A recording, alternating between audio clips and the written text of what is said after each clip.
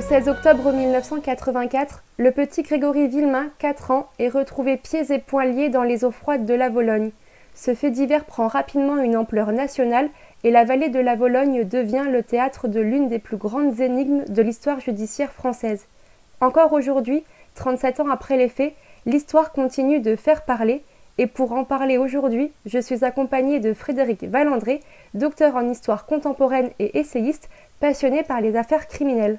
Bonjour Frédéric. Bonjour Manon. Première question, pourquoi êtes-vous passionné par les affaires criminelles et plus particulièrement par l'affaire Grégory?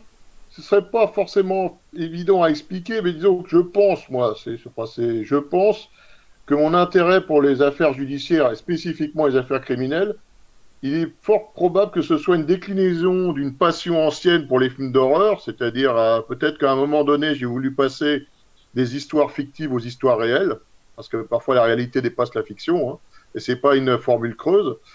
Et puis mon intérêt ancien qui remonte à l'enfance pour l'histoire, parce qu'à travers mon intérêt pour l'histoire, notamment l'histoire de France, j'ai bien évidemment lu des ouvrages, des articles sur les grands procès de l'histoire de France, que ce soit des procès politiques, comme celui de Louis XVI, de Marie-Antoinette, ou des procès de droit commun avec des accusés qui ont fait le show, si je puis dire, comme le fameux Henri-Désiré Landru et le docteur Marcel Petiot, celui qu'on appelait le docteur Satan. Et je pense que ça vient de là.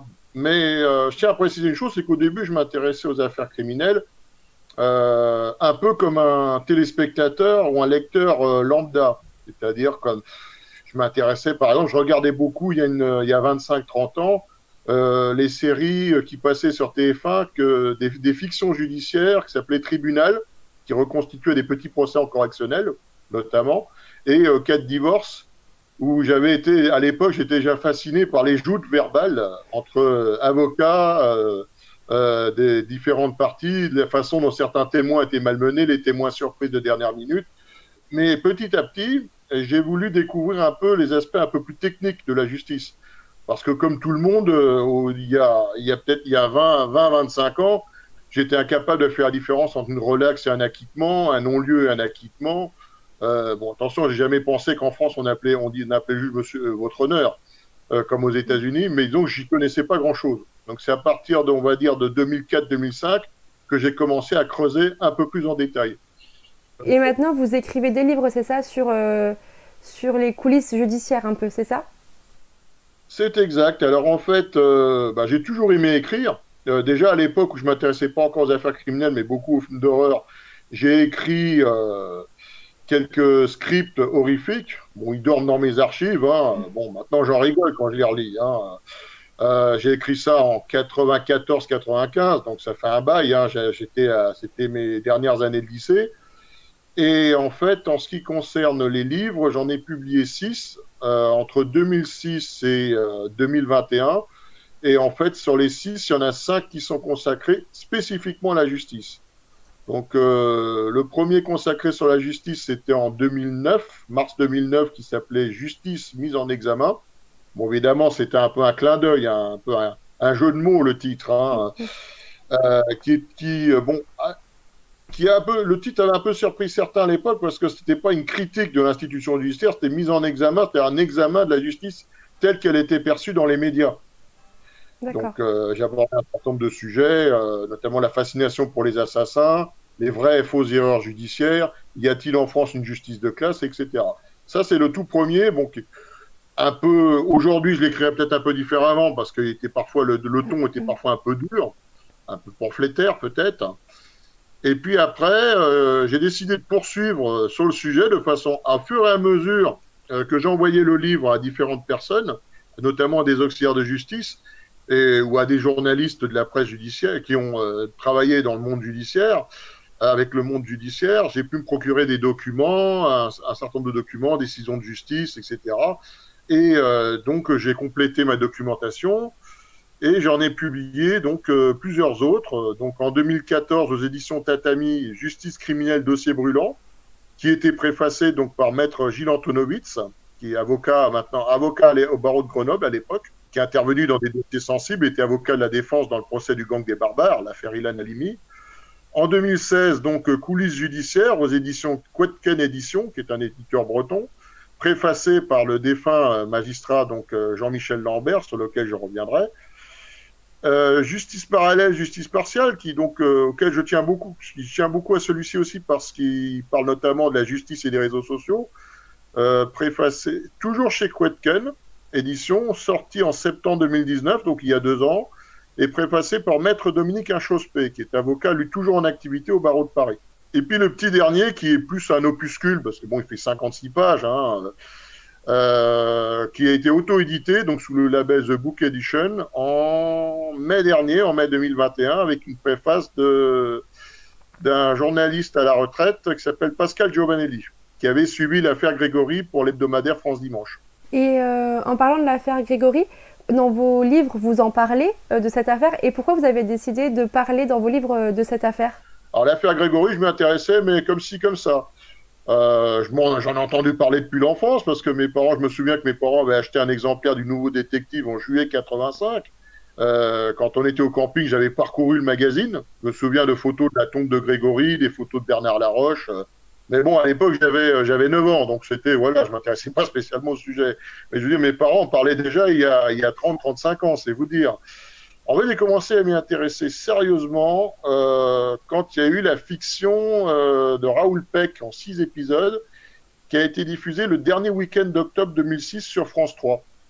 Parce qu'évidemment, j'ai suivi toutes les polémiques autour de cette fiction, parce que je sais que ça a provoqué beaucoup de remous, compte tenu du parti pris affiché par le réalisateur, qui disait clairement que c'était pas du tout objectif, que pour lui, les héros, Roméo et Juliette de cette affaire, c'était Christine et Jean-Marie Villemin. Donc je vous cacherai pas que d'autres protagonistes du sujet, notamment la famille Boll-Laroche, avaient un peu grincé des dents à l'époque. Et donc c'est à partir, on va dire, de l'automne 2006, j'ai commencé à m'y intéresser un peu plus en détail. Pour revenir au téléfilm, donc en 2006, il y a eu celui de Raoul Peck, l'affaire Villemin, et très récemment, TF1 a diffusé une affaire française. Que pensez-vous de cette énième adaptation de l'affaire? Ouh là là, écoutez, je veux pas tirer sur une ambulance, mais je l'ai regardé intégralement. J'ai regardé les 3 lundis de suite, c'est-à-dire 20 septembre, 27 septembre et 4 octobre. Franchement, il y a de quoi se poser des questions sur l'intérêt de cette production. Ça a coûté quand même 9 millions d'euros. Je me pose la question pourquoi ils ont réalisé cette mini-série, parce que c'est vrai qu'il y a tellement des erreurs factuelles. Oui, je crois qu'il y a 80 erreurs factuelles étalées sur les 6 épisodes, des inventions de toutes pièces. Et puis le juge Lambert évidemment est chargé, une fois de plus, on le présente comme un personnage froid, cassant, discourtois, et même des gens qui ont critiqué son travail ont dit qu'il était quelqu'un plutôt d'affable, courtois, souriant, et là on nous le présente comme un homme, passez-moi l'expression, raide comme la justice. Et puis il y a des omissions qui sont quand même gênantes. Par exemple, pour ce qui est de l'enquête de gendarmerie, c'est-à-dire les premiers mois de l'enquête, on a l'impression que c'est la gendarmerie de Bruyères, donc et le capitaine Étienne Tespa, qui passe un peu pour le héros, qui est finalement le véritable héros de cette mini-série. Christine et Jean-Marie, ils sont un peu en retrait, je trouve. Je ne dirais pas que c'est des figurants, mais ils sont un peu en retrait. Ils auraient pu dire, enfin ça aurait peut-être été trop leur demander, qu'il y avait des divergences de point de vue entre les différents gendarmes. Déjà, ils auraient pu dire que c'est pas que la gendarmerie de Bruyères qui a participé à l'enquête dans les fin 84. Il y a également la gendarmerie, la brigade de recherche d'Épinal et la brigade de recherche de Nancy. C'est pas la petite gendarmerie locale de Bruyères qui a mené toutes les investigations à l'automne 84 et début 85. Et ils auraient pu, par exemple, noter que le major Gérard Gillet, qui était de la brigade de recherche d'Épinal, était extrêmement circonspect sur les accusations, concernant les accusations de Muriel Boll contre son beau-frère Bernard Laroche. D'ailleurs, il s'en était ouvert auprès du deuxième magistrat instructeur, le président Maurice Simon, lors de son audition le 8 décembre 1988. Il en parlera également en novembre 1993 au procès de Jean-Marie Villemin. Mais bon, après, je dis, je veux pas tirer sur l'ambulance. Moi, je vous renvoie donc à mon blog Valandre 78. Je fais une analyse détaillée de cette mini-série. Et tout à l'heure, on parlait du juge Jean-Michel Lambert. Il a préfacé votre ouvrage Coulisses judiciaires. Quelle relation Exact. avez-vous entretenue avec ce magistrat? Alors en fait, au départ, c'est une journaliste qui a suivi l'affaire qui m'a demandé de lui envoyer un exemplaire qui serait destiné à Jean-Michel Lambert parce qu'elle le connaissait. Donc ça c'était en avril 2009, donc la sortie de mon livre, juste après la sortie de mon livre, Justice mise en examen. Donc alors j'ai fait un exemplaire, j'ai préparé un exemplaire dédicacé pour Monsieur Lambert. Je l'ai adressé à cette journaliste qui a fait suivre. Donc il lui a envoyé au Mans parce qu'à l'époque il était vice-président du tribunal de grande instance du Mans. Et il m'a envoyé un petit mot de remerciement en disant, écoutez, j'ai commencé à feuilleter votre livre, il a l'air très intéressant, et je reviens vers vous quand je l'aurai lu. Et après, il m'a renvoyé un courrier en juin 2009 pour me dire que, alors, pour moi, c'était très gentil de sa part. Après, c'est peut-être un peu exagéré, mais bon, en tout cas, moi, ça m'a fait chaud au cœur. Il a dit que je n'ai que des compliments à faire sur votre ouvrage qui relève, selon moi, de l'œuvre de salubrité publique. Bon, c'était peut-être un peu exagéré parce que j'ai écrit des livres, je pense, par la suite, un peu plus, moins emportés dans le style, on va dire. Mais en tout cas, il avait bien aimé. Donc, au début, c'était assez ponctuel. Et en fait, c'est une relation épistolaire. Elle a repris de façon plus régulière entre 2014 et 2017, donc avec l'apparition de mon livre suivant, Justice criminelle, dossier brûlant. Donc, j'en avais envoyé un exemplaire. Et puis, donc, on échangeait par courriel. Je lui ai parlé une fois au téléphone. Un journaliste qu'il connaissait m'avait fait la surprise. Il a dit, écoute, Frédéric, je te passe quelqu'un. Et il me l'a passé au téléphone, c'était en juin 2014. Et on a discuté en toute sympathie, en toute urbanité. C'était très sympathique. Et on a beaucoup discuté. Mais attention, je tiens à préciser une chose. Quand on parlait, on échangeait par mail, c'était essentiellement par mail, on ne parlait pas que de l'affaire Grégory. On parlait de la justice dans son ensemble, d'un certain nombre d'affaires, mais pas que l'affaire Grégory. Et donc, je suis resté en contact avec lui donc jusqu'au début de l'été 2017. Et bon, un de mes plus grands regrets, c'est de ne pas l'avoir appelé. Je comptais le faire et finalement, j'avais renoncé parce que d'un côté, je disais, bon, je voulais lui remonter le moral, et de l'autre, je me suis dit, je ne veux pas remuer le couteau dans la plaie. J'avais failli l'appeler l'après-midi du 11 juillet 2017. Je ne l'ai pas fait et malheureusement, le soir même, un ami m'appelait vers 22h pour m'annoncer qu'il avait été retrouvé mort à son domicile au Mans. Donc, et que vraisemblablement, dès le 11 juillet au soir, on se doutait qu'il s'agissait d'un suicide. Et ça, c'est un de mes plus grands regrets, c'est de ne pas l'avoir appelé cet après-midi-là, parce que je pense que c'est effectivement après-midi ou fin de journée parce que, je veux dire, même si les gens qui le côtoyaient, ses amis, sentaient qu'il était déprimé depuis les derniers rebondissements depuis le mi-juin 2017, on n'imaginait pas une issue aussi tragique. Enfin, moi, je ne l'imaginais pas, en tout cas.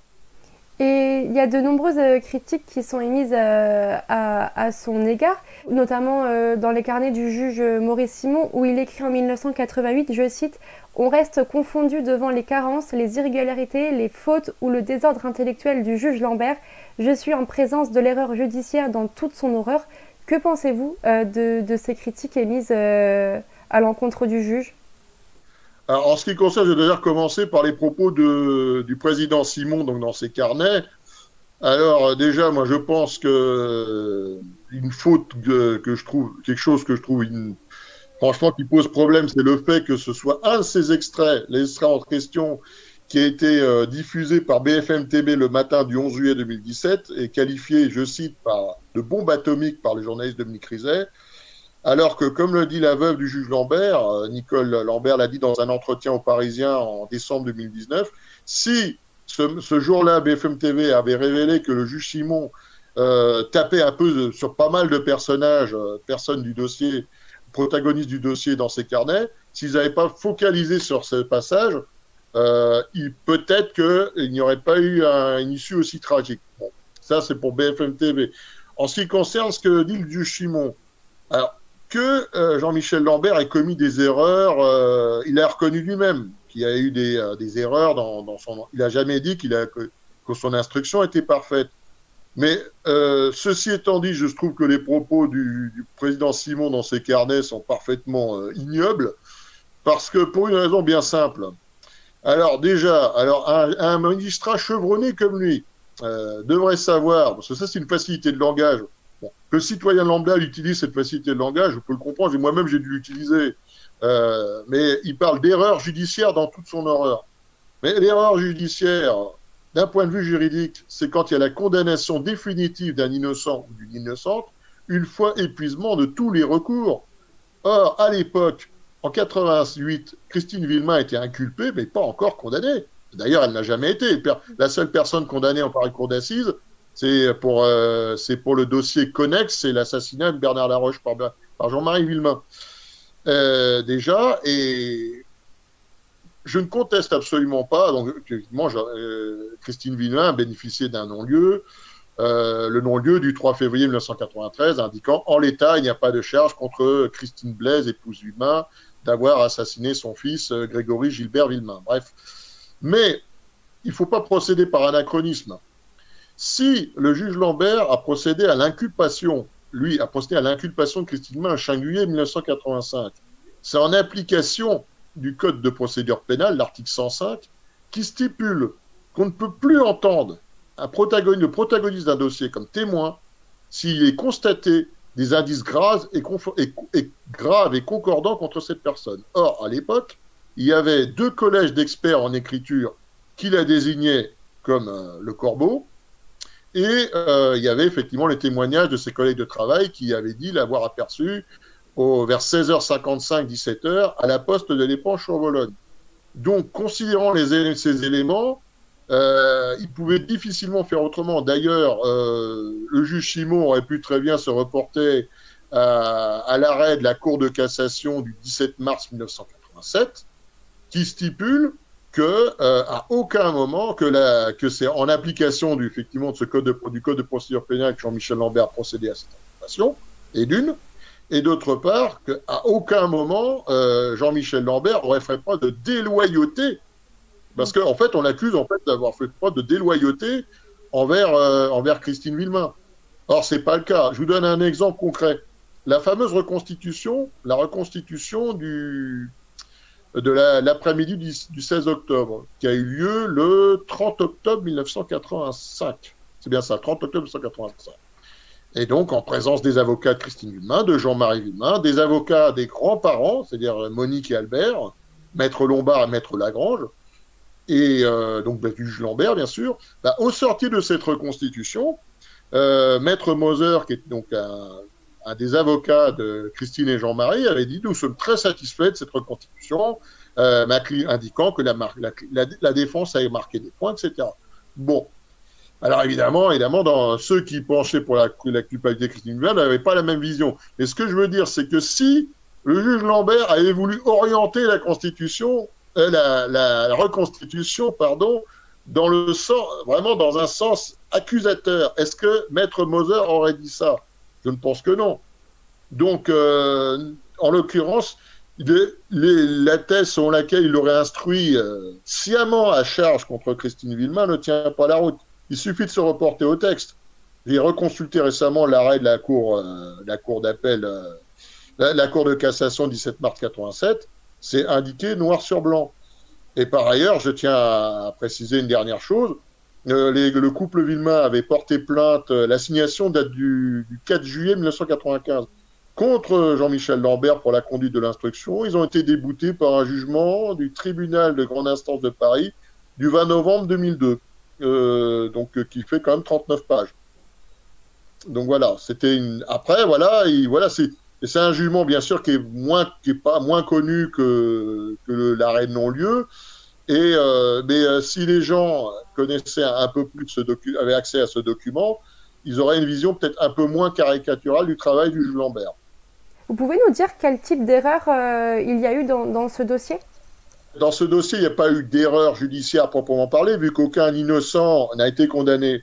Par contre, la faille, effectivement, parmi les failles dans ce dossier, c'est que bon, à l'époque, on ne protégeait pas tellement les scènes de crime, c'était la justice de papa, c'était très artisanal, ça c'est vrai.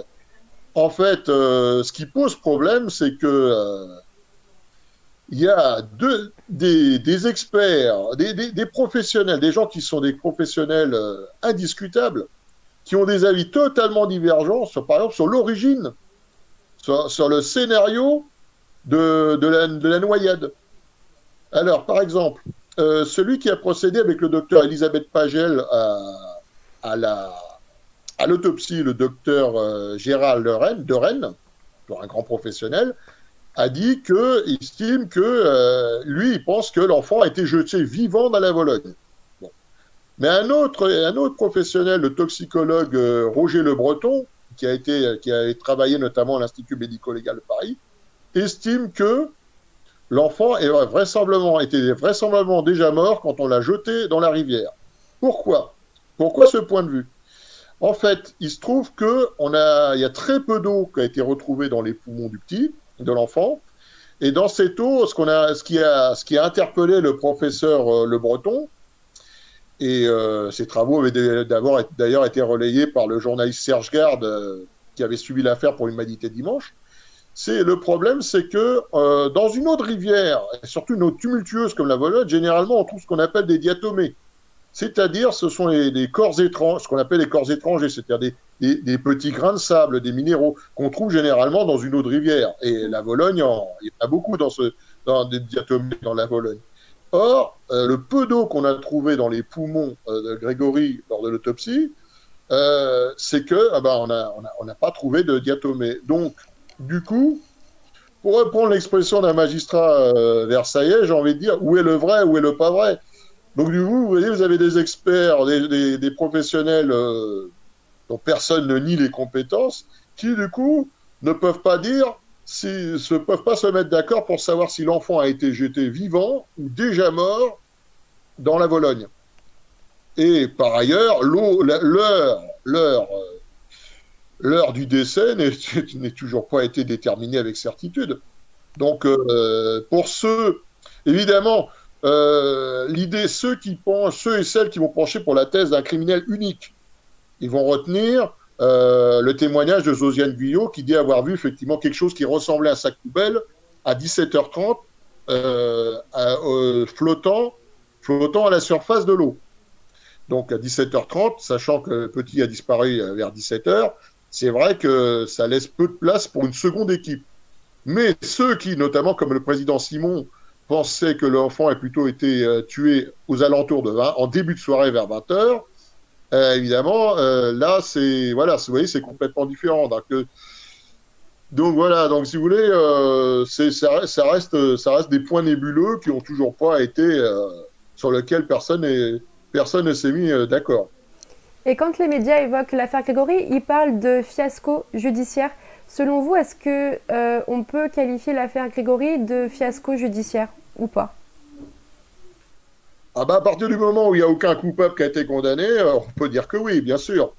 Mais le gros problème de cette affaire, si vous voulez, c'est que, je tiens à préciser une chose. Bon, la thèse qui est celle de la justice depuis pas mal de temps, c'est consiste à dire qu'il y a sans doute des gens qui savent et qui se taisent. Et donc, on les invite à parler, on dit, écoutez, si vous savez quelque chose, dites-le, il faut vraiment cracher le morceau, etc. Alors, il est possible qu'il y ait des gens dans la vallée de la Vologne, on dit que c'est... Alors, bon, après, ça fait un peu cliché, mais on dit que ce sont des gens, effectivement, des taiseux, solides comme des rocs, qui parlent peu, très secrets. Bon, après, cela ne signifie pas, bien sûr, qu'il y a forcément des gens qui couvrent un tueur d'enfants depuis plus de 30 ans. C'est une hypothèse, il ne faut pas confondre hypothèse et affirmation péremptoire. Et puis il y a aussi autre chose, justement. Donc ça, c'est la thèse selon laquelle il y a des gens qui cachent la vérité. Bon. Prenons l'exemple de Monique Villemain, la grand-mère, qui est décédée de la Covid-19 en avril 2020. Donc on était encore dans le premier confinement. Évidemment, les médias ont beaucoup dit, voilà, elle emporte ses secrets, elle n'a rien dit. Michel Marais, du Nouveau Détective, disait, ah ben maintenant, il ne reste plus que son mari, Albert Villemain, qui est très fatigué, maintenant il a 91 ans, qui peut parler, qui peut dire quelque chose. Mais attention, il y a une différence entre savoir quelque chose sur l'affaire et avoir sa petite idée sur le fond de l'affaire. Parce que Monique Villemain, il y a quelque chose qu'il faut bien voir, c'est qu'elle a dit, je dirais pas, si, on peut dire tout et son contraire. Exemple, elle et Albert Villemain, ils ont été interviewés en 1985, par deux journalistes de Paris Match, Jean Kerr et Catherine Lévitan. À ces deux journalistes, on dit non, nous pensons que c'est ni Christine Villemin, ni Bernard Laroche. Selon nous, ils sont hors de cause tous les deux. Bon, ça, c'est ce qu'ils disent aux deux journalistes de Paris Match. À un autre journaliste de ma connaissance, je ne citerai pas, qui les a rencontrés dans le bureau de leur avocat de l'époque, feu maître Joël Lagrange, ils ont tenu des propos défavorables à Christine Villemin. Donc ça nous situe, vous savez, voilà, autour de 85. Après, en 92, ils se réconcilient, Albert et Monique, ils se réconcilient avec Christine et Jean-Marie, et ils contresignent une lettre en septembre 92, si je ne m'abuse, avec Christine et Jean-Marie, pour demander au troisième magistrat instructeur, donc le président Martin, qui a succédé au juge Simon, au président Simon, le président Jean-Paul Martin, une nouvelle audition de Muriel Baul. Voilà, pour ensuite se rebrouiller à nouveau avec Jean-Marie, parce que le non-lieu laissait entendre que Michel Villemin n'était pas net, et Monique Villemin était très proche de son fils Michel. Et donc, en 92, ils s'étaient réconciliés. En 93, au procès, c'était à nouveau extrêmement tendu entre Jean-Marie et sa mère. Enfin, dernier point, je vous parlais donc du nouveau détective tout à l'heure. Dans le numéro du nouveau détective du 29 avril 2020, c'est-à-dire après le décès de Monique Villemin, en jugé par l'article qui a été publié dans ce numéro, Jean-Marie Villemin aurait eu un ultime entretien avec sa mère peu de temps avant qu'elle soit rappelée à Dieu. Mais il est précisé nulle part dans l'article qu'elle aurait fait des révélations un peu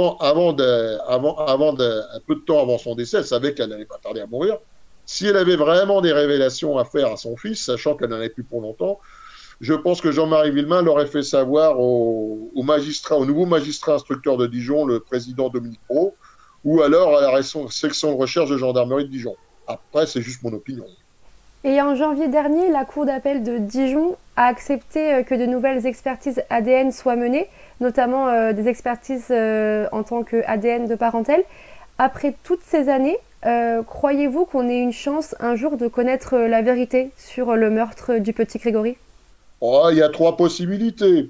Soit effectivement un ADN fiable, enfin bon, ça, on n'y est pas encore. Des aveux du coupable ou de la coupable, mais bon, ça, j'y crois pas trop. Et puis, éventuellement, mais ça a déjà été fait avec le logiciel Badvox en 2012-2013, une nouvelle expertise en phoniatrie, c'est-à-dire analyse des voix, des enregistrements audio du corbeau. Mais bon, en 2013, ça n'avait pas donné grand-chose. Bon, Badvox, c'est un système espagnol qui fonctionne par algorithme. Et ça n'avait pas donné grand-chose. Ils avaient dit c'est un locuteur masculin et un locuteur féminin. Et ils avaient comparé avec toutes les voix des protagonistes, notamment en allant chercher dans les archives de l'INA. Parce que, comme vous le savez, beaucoup de protagonistes de l'affaire avaient été interviewés par les journalistes à l'époque. Et donc, ils avaient consulté les enregistrements audio-vidéo de l'époque et ça n'avait rien donné. Moi, j'aimerais bien, je pense comme feu maître Lagrange, avocat qui avait été l'avocat de Monique et Albert jusqu'à son décès en février 2001, que effectivement trouver qui est le corbeau via les experts en phoniatrie pourrait être une bonne chose. Mais après, je ne peux être sûr de rien. Et je tiens à préciser une dernière chose. Là où il faut faire très attention, c'est bien sûr, c'est à ce que j'appelle dans mon tout dernier livre, Coupable, innocent, la justice en donne vie, ce qu'on appelle les coucous judiciaires. C'est-à-dire qu'il ne faut quand même pas oublier qu'entre 1984, octobre 84, et le procès de Jean-Marie Villemin à l'automne 93, il y a des dizaines de charlots, d'hurluberlus qui se sont accusés d'être l'auteur de l'assassinat du petit Grégory.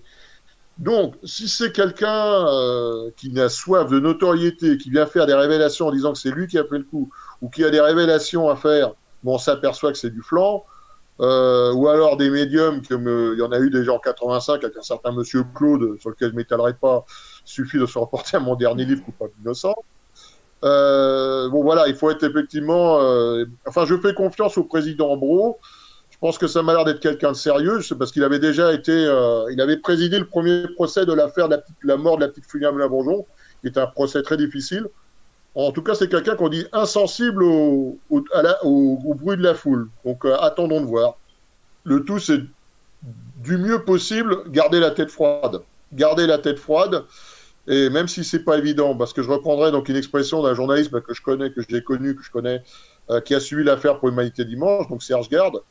Il avait dit que ce fait divers, c'était un peu comme un porte-manteau sur lequel chacun venait accrocher ses fantasmes. Et donc, il faut faire extrêmement attention parce que bon, ça a déjà brisé quand même pas mal de vies. La vie du petit Grégory, en fin de journée, 16 octobre 1984. La vie de Bernard Laroche, le 29 mars 1985. Et puis la vie de Jean-Michel Lambert, qui m'avait fait l'honneur de préfacer un de mes livres. Eh ben, merci beaucoup Frédéric pour toutes ces informations. Au revoir. Au revoir.